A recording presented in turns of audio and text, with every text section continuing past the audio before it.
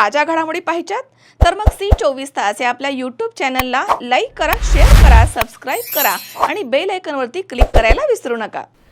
नांदेड स्थानिक गुन्हे शाखेच्या पथकानं ऑपरेशन फ्लॅशआउट अंतर्गत कारवाई केली आहे। भोकर, उमरी आणि हिमायतनगर पोलीस ठाण्याच्या हद्दीमध्ये केबल वायरची चोरी आणि घरफोडी करणाऱ्या 2 सराईत आरोपींना अटक करण्यात आली आहे। त्यांच्याकडनं 1,75,800 रुपयांचा मुद्देमाल जप्त करण्यात आला।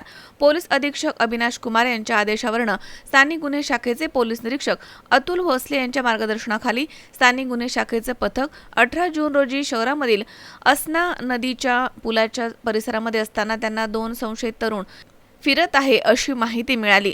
या माहितीवरून पोलिसांनी छापा टाकून इरन्ना नक्कलवाड आणि मारुती जिंकलवाड या दोघांना ताब्यात घेतले। त्यांच्यासोबत इतर 5 आरोपींचा देखील गुन्ह्यामध्ये समावेश आहे। पोलिसांनी या आरोपींची कसून चौकशी केली आहे।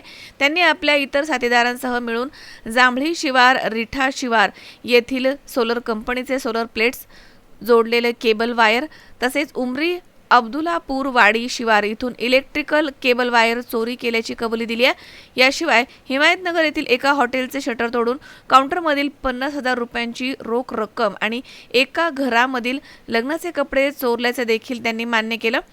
चोरलेला सर्व माल विकून त्यांनी आपापसामध्ये पैसे वाटून घेतले होते। या कारवाईमध्ये पोलिसांनी आरोपींकडून एकूण 1,75,800 रुपयांचा मुद्देमाल जप्त केलाय। पुढील तपासासाठी आरोपींना भोकर पोलीस स्टेशनच्या ताब्यात देण्यात आले।